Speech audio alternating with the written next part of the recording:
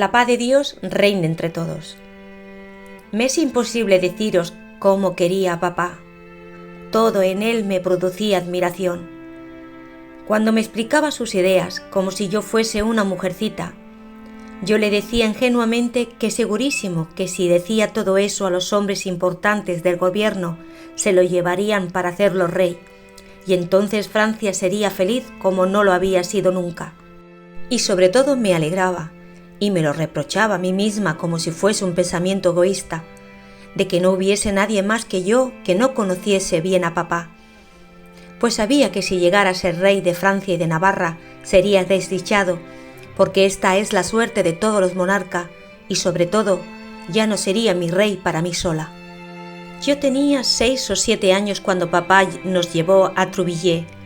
Nunca olvidaré la impresión que me produjo el mar. No podía dejar de mirarlo.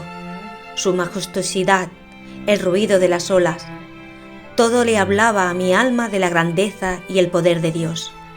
Recuerdo que durante el paseo que dimos por la playa, un señor y una señora me miraban corriendo feliz alrededor de papá, y acercándose le preguntaron si era suya, y dijeron que era una niña muy guapa. Papá le respondió que sí, pero me di cuenta que le hizo señas de que no me dijesen elogios. Era la primera vez que yo oía decir que era guapa, y me gustó, pues no creía serlo. Tú ponías gran cuidado, madre querida, en alejar de mi lado todo lo que pudiese empañar mi inocencia, y sobre todo en no dejarme escuchar ninguna palabra por la que pudiese deslizarse la vanidad de mi corazón. Y como yo solo hacía caso a tus palabras y a la de María, y vosotras nunca me habíais dirigido un solo piropo, no le di mayor importancia a las palabras y a las miradas de admiración de aquella señora. Al atardecer, a esa hora en la que el sol parece bañarse en la inmensidad de las olas, dejando ante sí un surco luminoso, iba a sentarme a solas con Paulina en una roca. Allí recordé el cuento conmovedor de El surco de oro. Estuve contemplando durante mucho tiempo aquel surco luminoso, imagen de la gracia que ilumina el camino que debe recorrer la barquilla de grácil vela blanca. Allí, al lado de Paulina, hice el propósito de no alejar nunca mi alma de la mirada de Jesús, para que pueda navegar en paz hacia la patria del cielo. Mi vida discurría serena y feliz. El cariño de que vivía rodeada en los Bissonnet me hacía, por decirlo así, crecer, pero ya era sin duda lo suficiente grande para empezar a luchar, para empezar a conocer el mundo y las miserias de que está lleno. Tenía yo 8 años y medio cuando Leonia salió del internado y yo ocupé su lugar en Abadía. He oído decir muchas veces que el tiempo pasado en el internado es el mejor y el más feliz de la vida. Para mí no lo fue. Los 5 años que pasé en él fueron los más tristes de mi vida.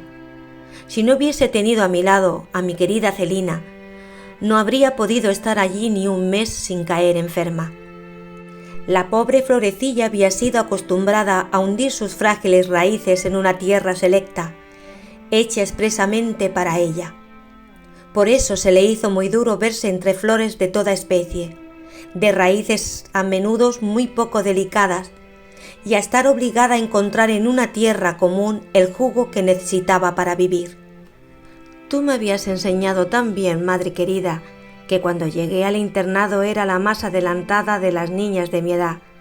Me pusieron en una clase que todas las alumnas eran mayores que yo. Una de ellas, de 13 o 14 años de edad, era poco inteligente, pero sabía imponerse a las alumnas, incluso a las profesoras.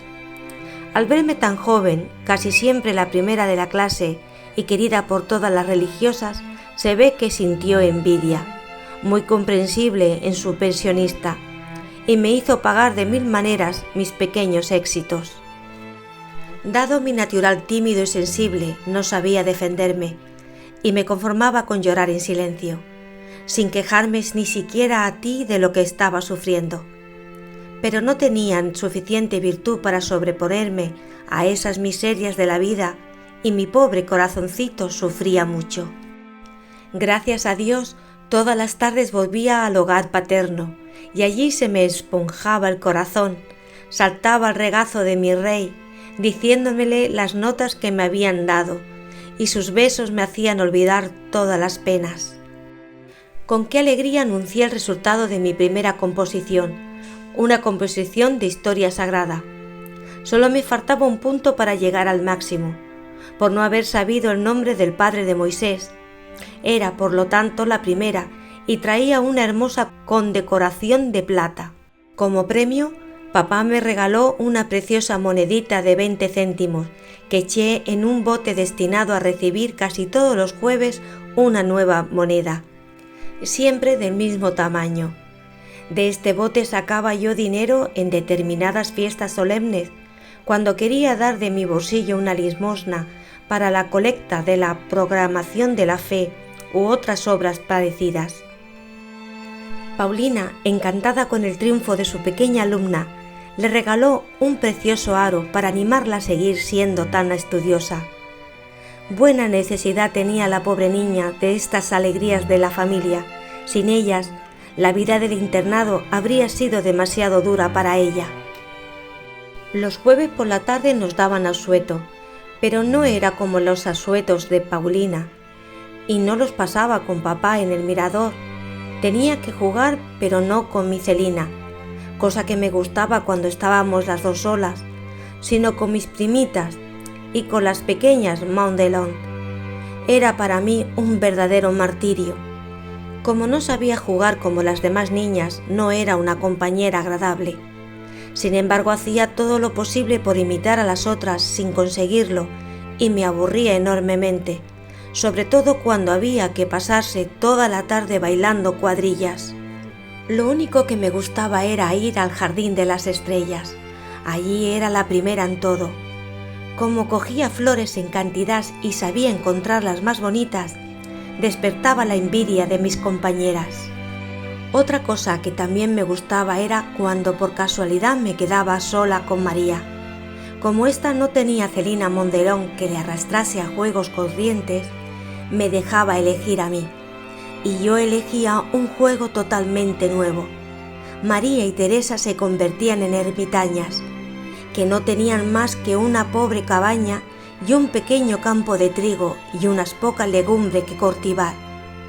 Su vida transcurría en continua contemplación, o sea, una de las ermitañas reemplazaba a la otra en la oración cuando había que ocuparse de la vida activa. Todo se hacía con tal armonía, con tal silencio y con un estilo tan religioso que resultaba perfecto. Cuando tía venía a buscarnos para ir a dar un paseo, nuestro juego seguía también en la calle. Las dos ermitañas rezaban juntas el rosario, sirviéndose de los dedos para no exhibir su devoción ante el público indiscreto. Pero un día la ermitaña más joven se olvidó. Le habían dado un pastel para la merienda y antes de comerlo hizo una gran señal de la cruz, lo que hizo reír a todos los profanos del siglo. La paz de Dios reine entre todos.